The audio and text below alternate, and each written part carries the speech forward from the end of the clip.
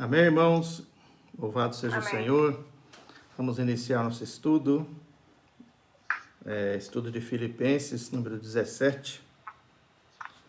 Estamos vendo a carta de Paulo aos Filipenses. E tem muitas riquezas nessa carta, né?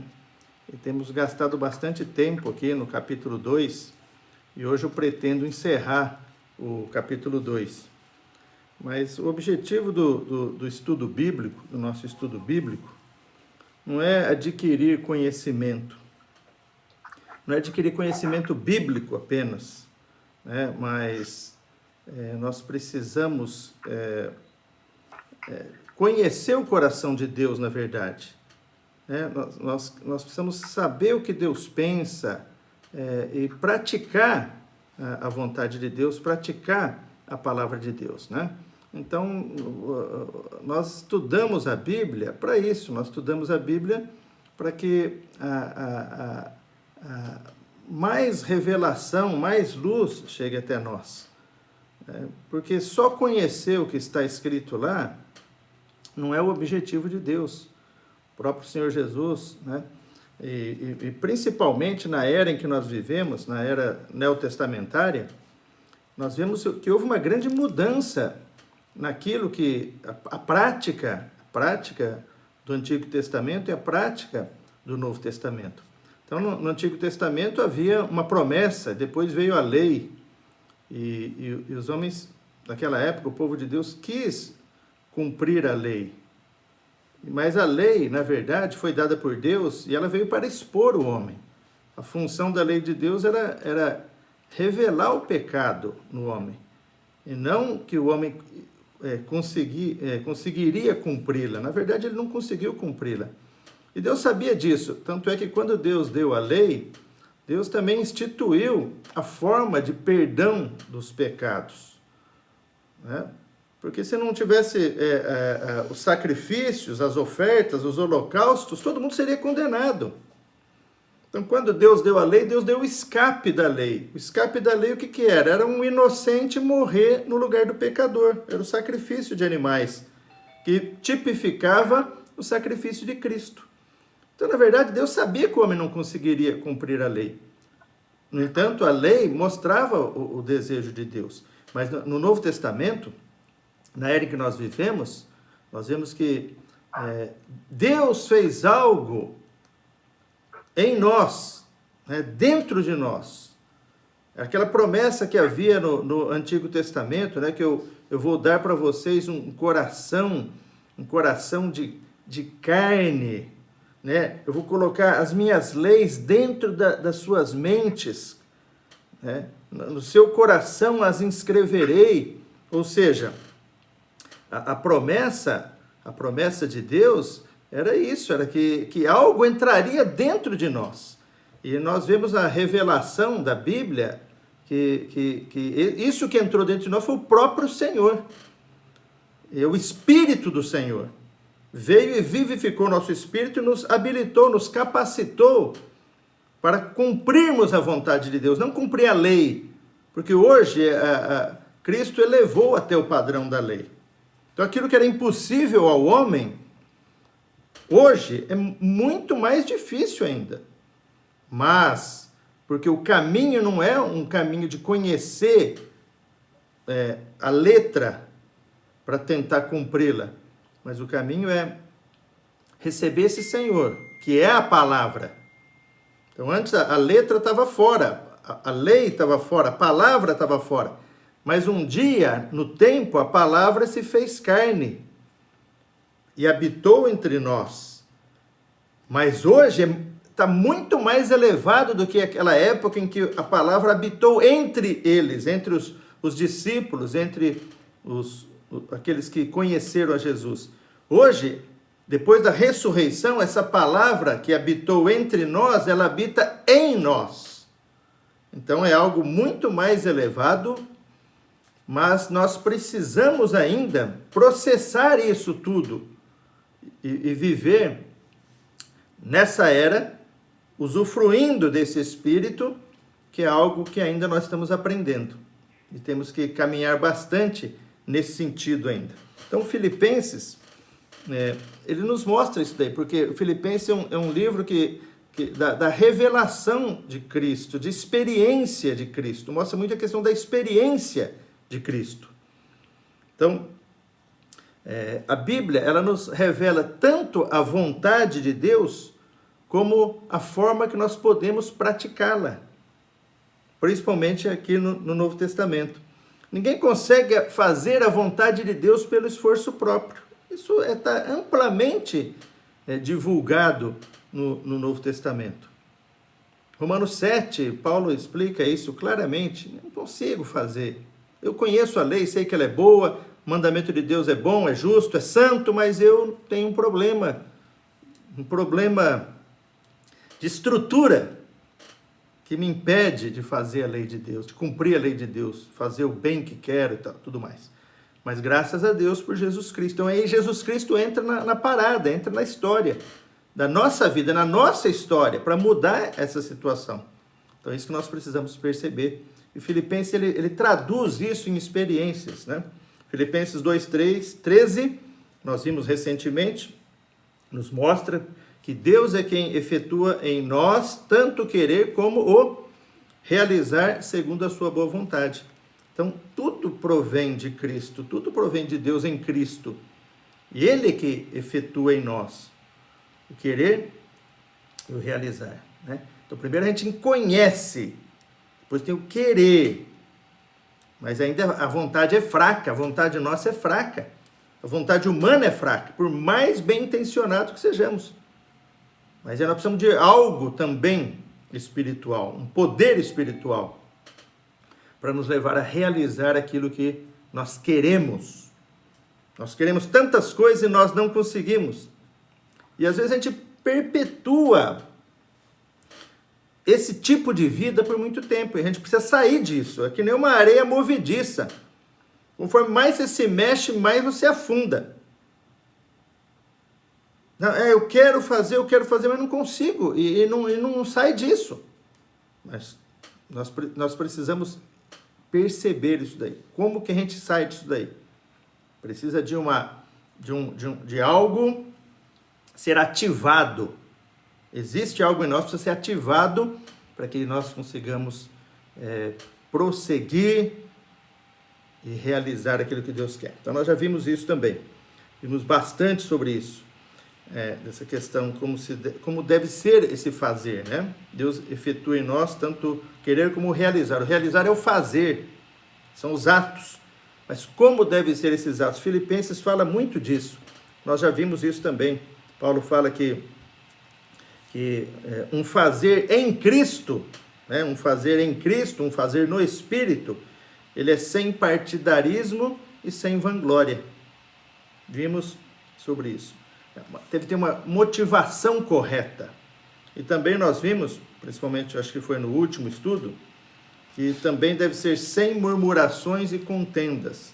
Quando fazer tem murmuração e contenda é porque esse fazer ainda não está adequado, está sendo na nossa própria vida da alma, né?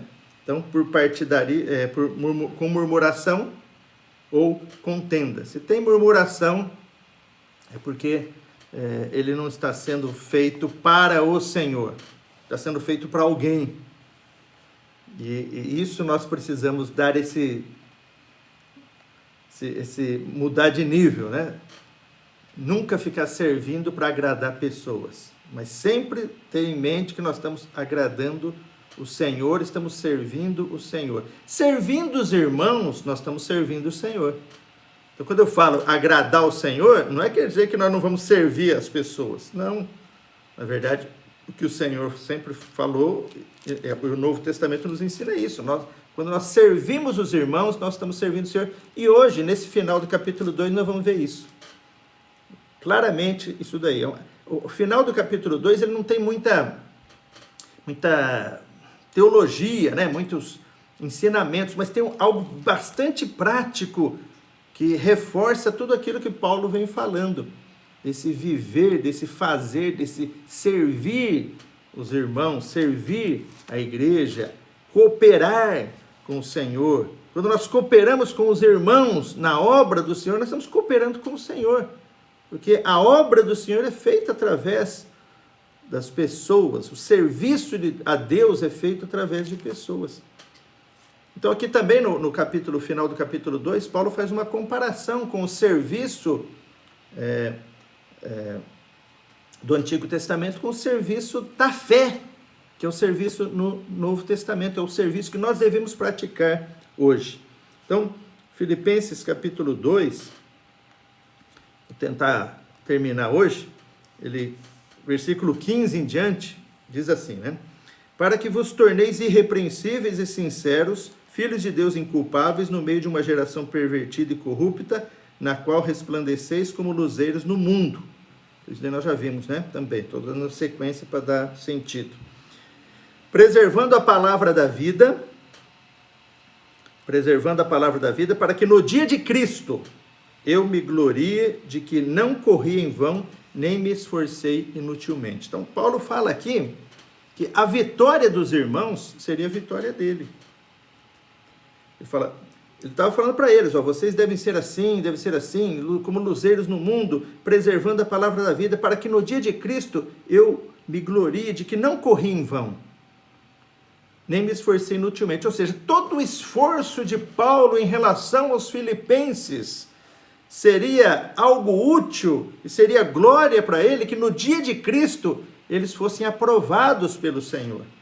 Então quando os irmãos forem aprovados pelo Senhor no dia de Cristo, tudo aquilo que nós fazemos na igreja para a edificação do corpo de Cristo, toda a cooperação nossa, uns para com os outros, valeu a pena. Não foi nada em vão. Por quê? Porque chegou lá, nós chegamos lá. Fomos vencedores, fomos aprovados, recebemos o louvor do Senhor. E isso é glória para todos nós que corremos juntos e nos esforçamos para que um fosse edificado. Aquele que, quando um tropeça, vai lá e levanta, prossegue, vamos junto, um encorajando o outro. Isso vai ser no dia do Senhor, né? O dia de Cristo, que ele fala aqui, que é o dia do Senhor. A palavra de Deus nos mostra, né? O dia de Cristo é o dia da segunda vinda dele. Isso é amplamente divulgado no Novo Testamento. Dia do Senhor, por exemplo, 1 Tessalonicenses 5:2, 2 Tessalonicenses 2:2, 1 Coríntios 1:8, todos esses textos falam dia do Senhor. Alguns falam o dia de Cristo, né? Ou naquele dia, né? O dia, o Paulo fala em alguma parte, o dia demonstrará. É o dia do Senhor, o dia de Cristo, né? Na volta dele. Todos nós compareceremos perante o tribunal de Cristo, 2 Coríntios 5:10. Para receberem cada um a recompensa que merecem. Então, o que Paulo está falando aqui? Veja que isso daqui é bem diferente, né, da doutrina de letras mortas. Ele fala a palavra da vida, preservando a palavra da vida. Então não é uma palavra morta, não é doutrina, não é letra morta, não é a antiga aliança, mas é a nova aliança, que ele nos habilitou para sermos ministros, não da letra, mas do Espírito, porque a letra mata, mas o Espírito vivifica. Então essa palavra da vida, essa palavra viva, essa palavra que é o próprio Senhor, que se tornou carne, habitou entre nós, cumpriu sua obra de redenção, morreu, ressuscitou, se tornou o Espírito que dá vida e veio habitar no nosso espírito como vida, nos regenerando, nos dando a vida eterna. Então, esse é o processo que se iniciou o dia que nós recebemos esse Espírito e fomos regenerados, justificados, santificados, reconciliados com Deus. E hoje ele está num processo ainda de transformação, conformação à própria imagem do Senhor. Então, Paulo estava falando como se eles fossem tal pessoa, né? Eles seriam aprovados no dia de Cristo e assim ele não teria corrido em vão, nem se esforçado inutilmente. Versículo 17, ele fala, entretanto, mesmo que eu seja oferecido por libação sobre o sacrifício e serviço da vossa fé, alegro-me e com todos vós me congratulo. E aqui ele usa uma figura de linguagem se referindo ao sacrifício do Antigo Testamento. E o que era, então, essa libação que ele fala aqui? Dele ser, mesmo que eu seja oferecido por libação sobre o sacrifício e serviço da vossa fé. Então, no Antigo Testamento, quando se fazia um sacrifício de oferta queimada, de holocausto, então, geralmente se derramava vinho sobre essa oferta, isso se chamava libação. Então, seria uma oferta derramada, também o vinho era uma oferta, ele era oferecido, mas oferecido sobre outra oferta. Então, o animal era imolado, colocado lá para ser queimado, e o vinho era derramado em cima como libação. Isso ajudava ao pegar fogo e também ajudava no aroma, porque o final da oferta é que subia um aroma, e esse aroma era agradável ao Senhor. Então, ele aspirava aquela oferta, então, aquele pecador era perdoado, porque alguém, né, um animal morreu no lugar dele, alguém que não tinha defeito foi sacrificado no lugar do pecador. Então isso fazia parte, né, daquele rito de oferta. Então Paulo ele usa isso daí, fala assim, que entretanto, mesmo que eu seja oferecido por libação sobre o sacrifício e serviço da vossa fé. Então o sacrifício deles não era um sacrifício como o do Antigo Testamento, mas era o sacrifício e serviço da vossa fé. E ele alegrava-se com isso, e com ele se congratulava. Então havia neles um serviço, um sacrifício e serviço da fé. Não era questão de um ritual, mas era algo vivo, era um serviço vivo.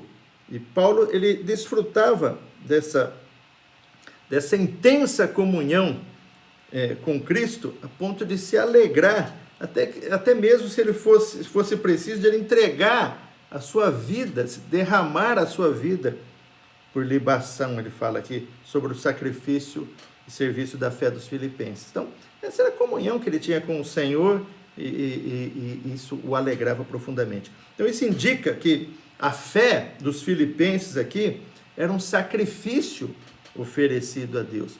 Então, o que a gente vê? Que a fé é algo operante. Paulo fala em outro texto, né? A operosidade da vossa fé. Então, às vezes a gente acha que a fé é algo muito abstrato. Não. Paulo fala o labor do amor. O amor também muitas vezes a gente acha que é algo abstrato, é sentimento, eu amo, eu não amo, mas ele fala de labor de amor. Amor dá trabalho amar, porque amor não é só sentimento. E a fé também não é só algo abstrato, mas ele fala de operosidade da vossa fé. E aqui ele fala do serviço da fé. Essa fé neles produzia algo que saía deles e atingia Paulo, atingia outras pessoas.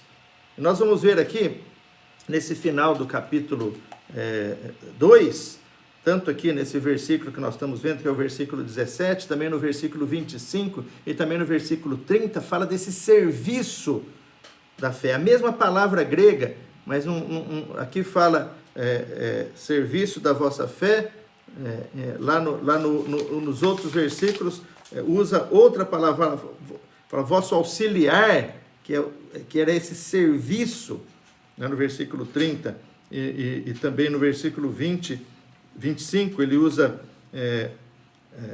outra palavra, outro adjetivo que nós vamos mencionar quando nós chegarmos lá, tá? Mas tudo isso está envolvido nesse serviço da fé aqui. E esse serviço da fé, então, se refere ao quê? Comparando ao Antigo Testamento, ao serviço sacerdotal. Então, os sacerdotes, eles eram aqueles que serviam no tabernáculo ou no templo. Eles tinham um serviço sacerdotal, um serviço a Deus. Mas o serviço deles era um serviço muito material, um serviço muito já determinado. Então, eles ajudavam o ofertante no átrio exterior, ali no santo lugar, eles trocavam os pães da mesa, eles não deixavam nunca a luz do candelabro se apagar, eles tinham que continuamente colocar incenso no incensário. Então eles tinham um serviço sagrado ali, Mas agora não. O que nós temos? Nós temos o serviço da fé. O serviço da fé. E essa fé não é só o ato de crer, mas toda a constituição e a expressão de tudo aquilo que nós recebemos do Senhor e estamos expressando do Senhor. Então nós temos recebido muitas coisas do Senhor, e essas coisas precisam ser expressas, e isso é através do serviço da nossa fé. Então existe um serviço da fé que Paulo menciona aqui. Então o ministério de Paulo entre os filipenses resultou nessa fé operante deles. E essa fé foi oferecida a Deus pelos crentes, e Paulo se alegrava até em ser derramado como libação sobre esse sacrifício deles. Então eles faziam um sacrifício que era serviço da fé. E Paulo estava disposto até a ser derramado como libação sobre esse sacrifício. Sacrifício sobre sacrifício. Né?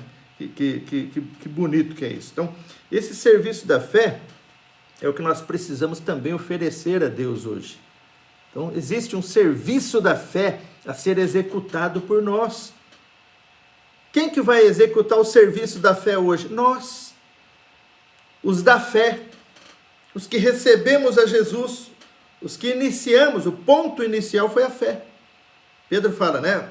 Associando com a fé a virtude conhecimento, e assim vai. Mas começa pela fé, no dia que nós cremos.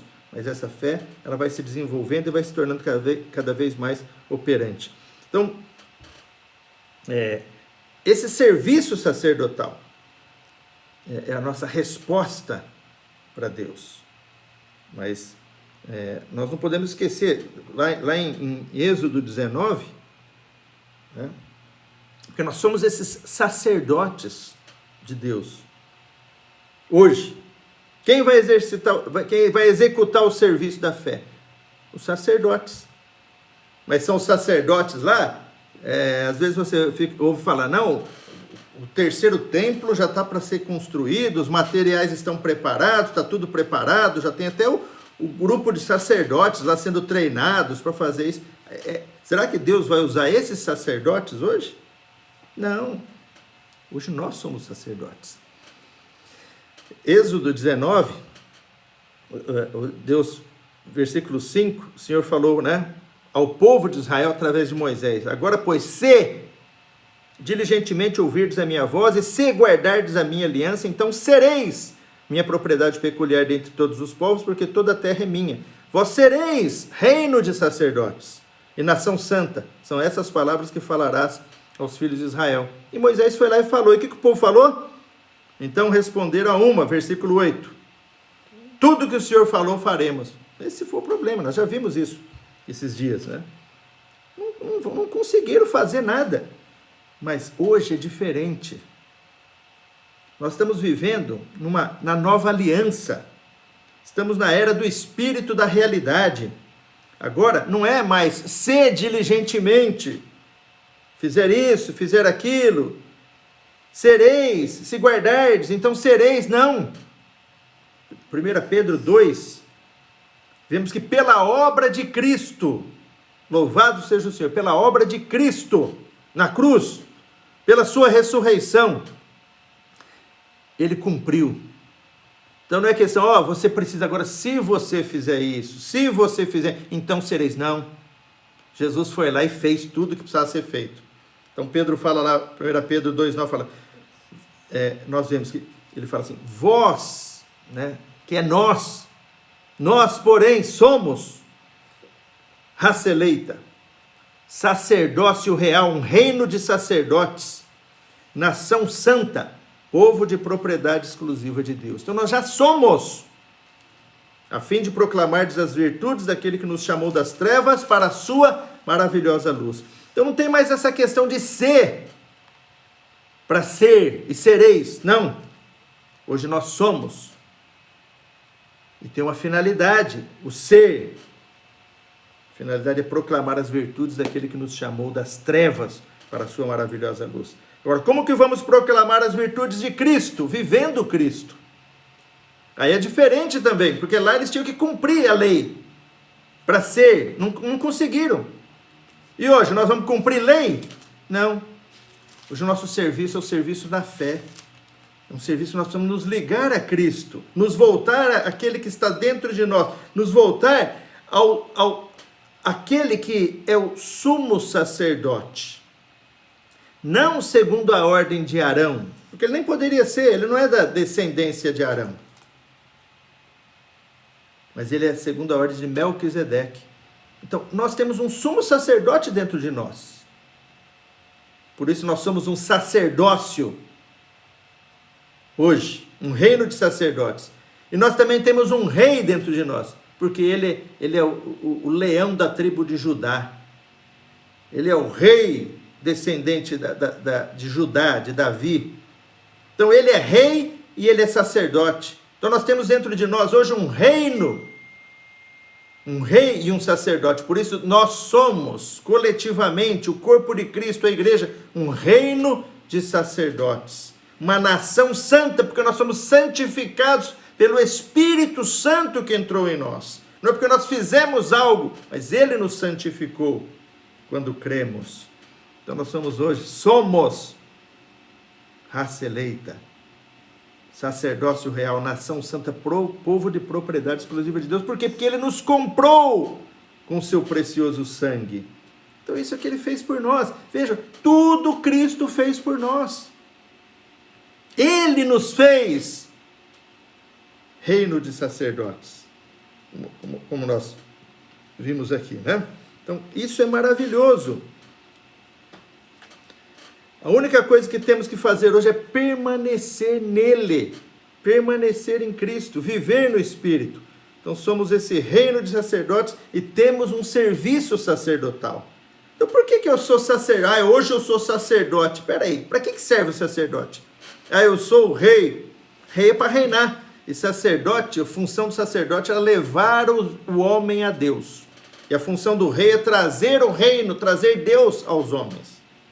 Então nós temos essa dupla missão, dupla função hoje. Levar os homens a Deus, trazer Deus aos homens. Trazer o reino de Deus onde eles estão.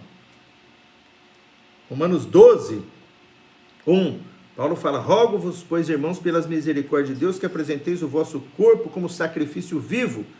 E esse sacrifício é o sacrifício da fé, relatado aqui dos Filipenses.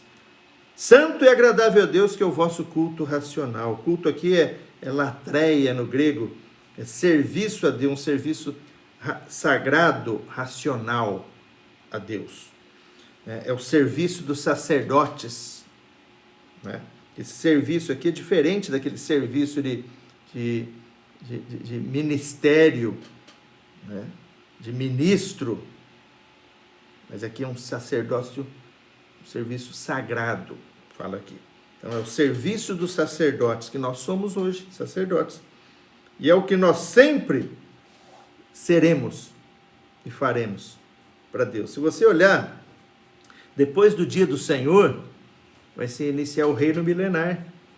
E no reino milenar, a Bíblia não fala que terá profetas. Profeta é para hoje. Apóstolos, profetas, evangelistas. Não vai ter mais evangelista. Não vai precisar mais pregar o evangelho no reino milenar. Acabou. Hoje, Deus nos habilita e nos dá dons. Dentro desse serviço sacerdotal, nos capacita. Como apóstolos, profetas, evangelistas, pastores e mestres. Isso não é título eclesiástico. É função do corpo que ele dá a todos nós. Para quê? Para a gente fazer aquilo que tem que ser feito para Deus, ser usado por Deus. Então aqui, fala que no reino milenar não vai ter profeta, mas vai ter sempre sacerdote.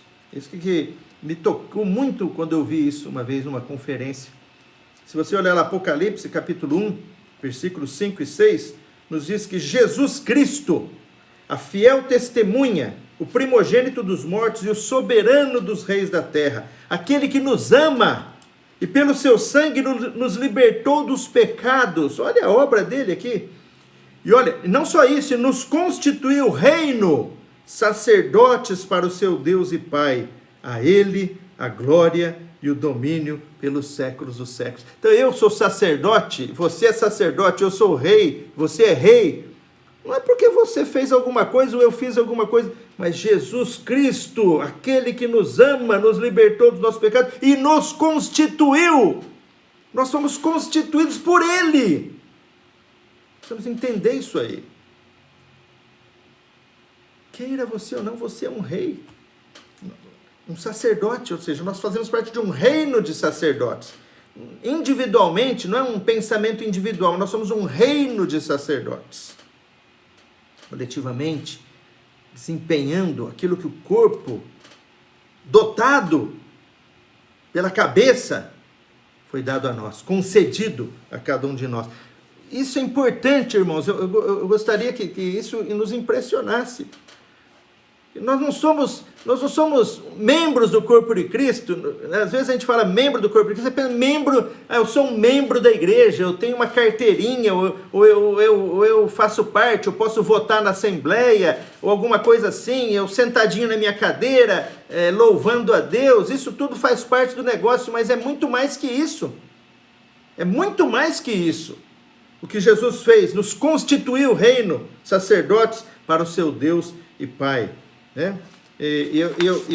Apocalipse 1, 9 e 10 diz assim: aqueles seres viventes, os 4 seres viventes que ficam lá diante de Deus, seres estranhos descritos lá em Apocalipse, mas que estão lá, talvez há milênios, os 24 anciãos, não sei quem são, mas estão lá diante de Deus, 24 anciãos, talvez tenha alguns trilhões de anos junto com Deus, não sei, mas são os descritos ali que estão lá diante do trono de Deus em Apocalipse. Ele fala que eles prostraram diante do Cordeiro. Versículo 9, né? Apocalipse 1, 9. E entoaram novo cântico, dizendo: digno és de tomar o livro e de abrir-lhe os selos, porque foste morto e com teu sangue comprastes para Deus os que procedem de toda tribo, língua, povo e nação. Que maravilha que é isso! Eles começaram a adorar ao Cordeiro, a Jesus, porque ele era digno, e ele foi morto, e com o sangue dele ele comprou pessoas de toda tribo, língua, povo e nação. Não é mais só Israel, mas é de toda tribo, língua, povo e nação. Comprou para quê? E para o nosso Deus os constituíste reino e sacerdotes, e reinarão sobre a terra. Ele quer nos fazer vencedores, para naquele dia reinar sobre a terra com Ele. É isso que Apocalipse fala, nós vamos reinar com Ele, esses 1000 anos. O Apocalipse, a última carta, é Apocalipse 3, o final da carta é Laodiceia. O que fala ao vencedor? Né? O que fala? Fala assim, Apocalipse 3, 21. Ao vencedor dar-lhe-ei sentar-se comigo no meu trono, assim como também eu venci e me sentei com meu Pai no seu trono. Quem tem ouvidos, ouça o que o Espírito diz às igrejas. Ao vencedor vai sentar com ele para reinar no trono. Que maravilha! Olha o que ele fez comigo e com você. Então a salvação, a coisa é muito abrangente, nós precisamos caminhar, né? Percorrer esse caminho da fé que o Senhor está falando. Olha Apocalipse 20, lá no final, 26. Bem-aventurado e santo é aquele que tem parte na primeira ressurreição, que é antes, né, antes do milênio. Aqueles que ressuscitam, os mortos em Cristo ressuscitarão primeiro. Depois os vivos serão arrebatados. O arrebatamento antes do milênio, porque os que ficarem ainda no Hades durante o milênio vão ressuscitar no final, é a segunda ressurreição, depois do milênio, para ser julgado no grande trono branco. Aqueles que não creram em Cristo vão ser julgados no grande trono branco, vão ser lançados no lago de fogo. Por isso fala, bem-aventurados aqueles que têm parte na primeira ressurreição. Sobre esse, a segunda morte não tem autoridade. Pelo contrário, serão sacerdotes de Deus e de Cristo, e reinarão com ele os 1000 anos. Então, nós fomos salvos para reinar com Cristo. Mas esse reinar com Cristo, né, no milênio, tem que começar hoje. Nós precisamos ser aprovados hoje no reinar.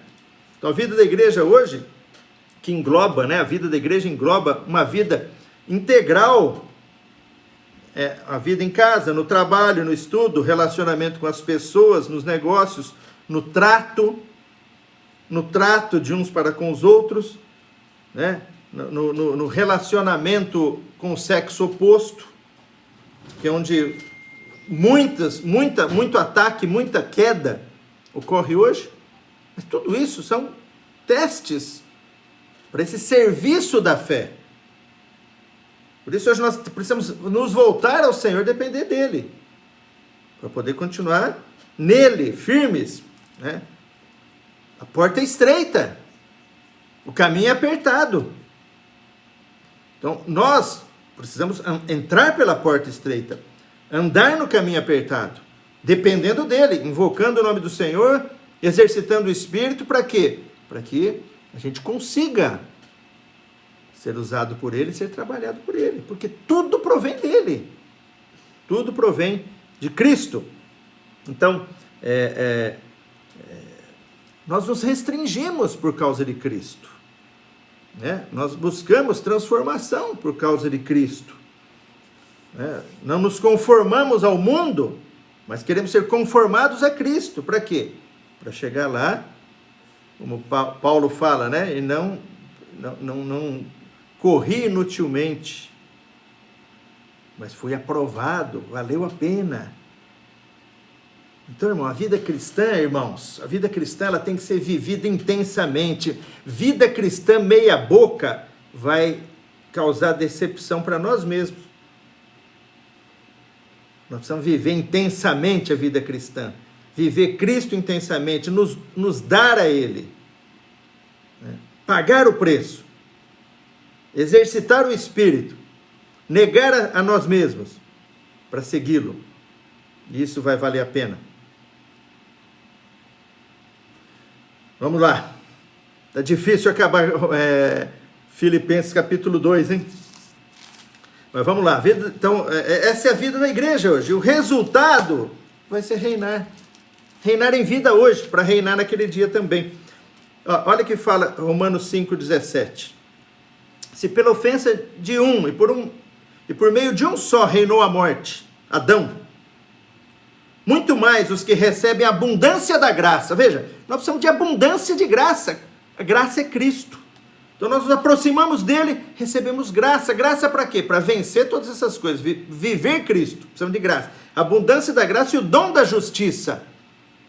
Nós precisamos ser justos, ter um viver justo. Mas nós não somos tais pessoas. Mas nós recebemos o dom da justiça quando nós exercitamos nosso espírito. Então recebemos abundância de graça e dom da justiça. E o resultado? Reinarão em vida.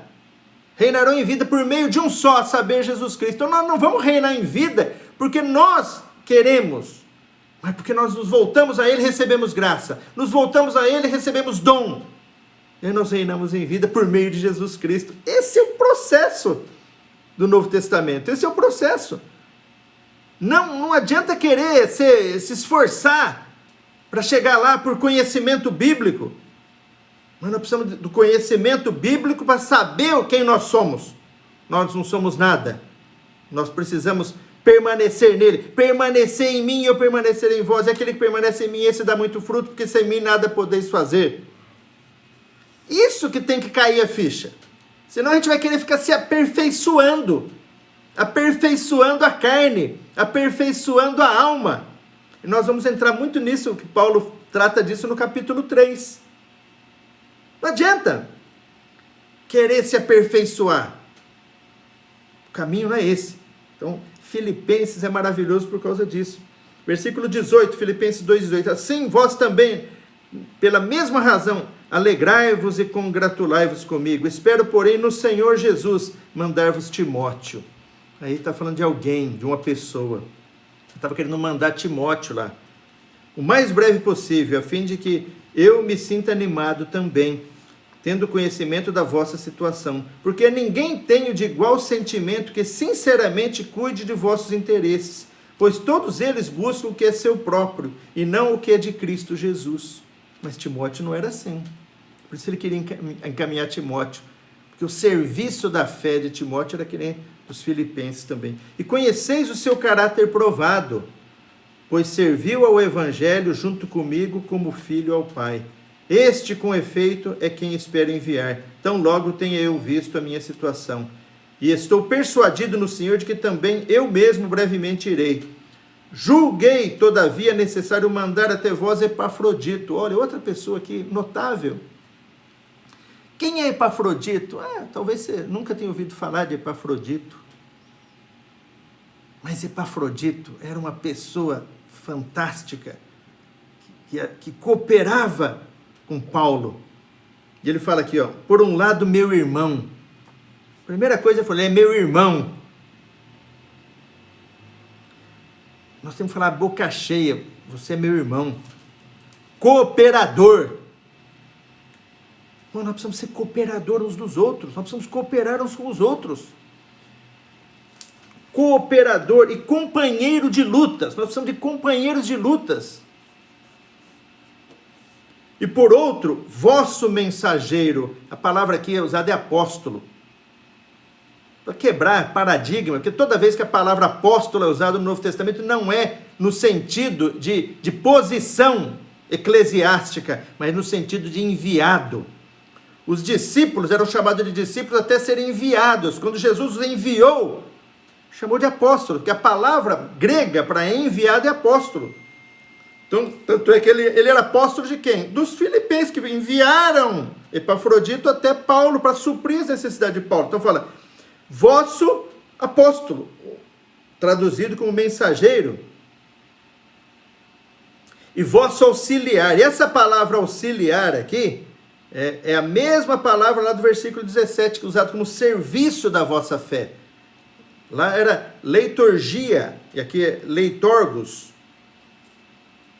Então, esse auxiliar aqui é esse servidor da fé.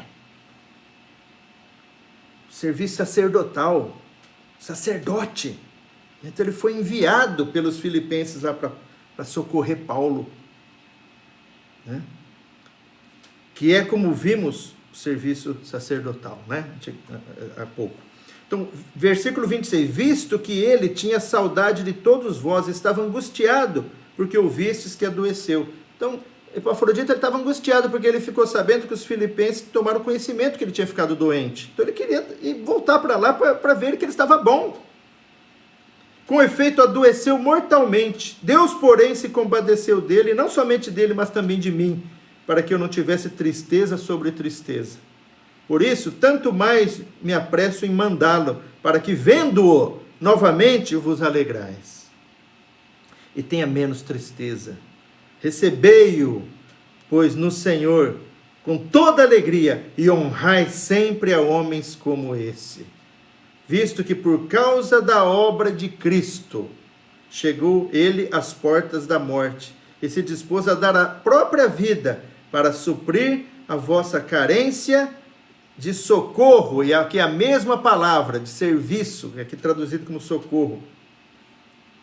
A vossa carência de socorro para comigo, desse serviço sacerdotal para com ele. Então, os filipenses estavam fazendo esse serviço sacerdotal para com Paulo, quando enviaram Epafrodito para suprir as necessidades de Paulo, para ajudar Paulo, para ser um companheiro de Paulo nas lutas. Veja, irmãos, que é algo de cooperação. Paulo não estava sozinho. Paulo tinha Timóteo, tinha Epafrodito, que tinha sido enviado pelos filipenses para ser um irmão, junto com ele, cooperador, companheiro de luta, fazendo aquele serviço sacerdotal, indo ali. Então isso que é a vida da igreja, isso é a vida da igreja. Nós estamos juntos, precisamos ser irmãos, companheiros de luta, cooperadores, nesse serviço sacerdotal da fé, fazendo a vontade de Deus, fazendo aquilo que Deus quer, e abençoando, sendo abençoados, crescendo em vida, visando chegar naquele dia, reinar em vida hoje por meio de Jesus Cristo, para reinar com Ele no milênio, ser aprovado no tribunal de Cristo. Graças a Deus, Deus tem feito isso conosco, tem nos abençoado. Esperamos que Ele continue a abençoar-nos grandemente com a palavra dEle, com o Espírito dEle, e nós vamos caminhando nesse caminho que é Cristo, até podermos chegar lá no dia do Senhor. Quer estejamos vivos ou não, mas no dia do Senhor podemos receber a graça, a bênção, as palavras do Senhor, que no pouco fomos fiéis e Ele está nos aprovando, sobre o muito te colocarei, entra para o gozo do teu Senhor, e nós vamos reinar com Cristo 1000 anos. Essa é a promessa dele, e hoje nós buscamos agradá-lo, servi-lo, de acordo com a vontade dele, de acordo com a revelação da palavra, né? Louvado seja o Senhor. Louvado seja Deus. Graças a Deus. Conseguimos terminar Filipenses 2. Agora, Filipenses 3 é uma bomba, né? É muito bom também. Na terça-feira que vem, se o Senhor permitir, nós vamos dar prosseguimento e ver essa questão de Filipenses, capítulo 3, tá bom? Louvado seja o Senhor.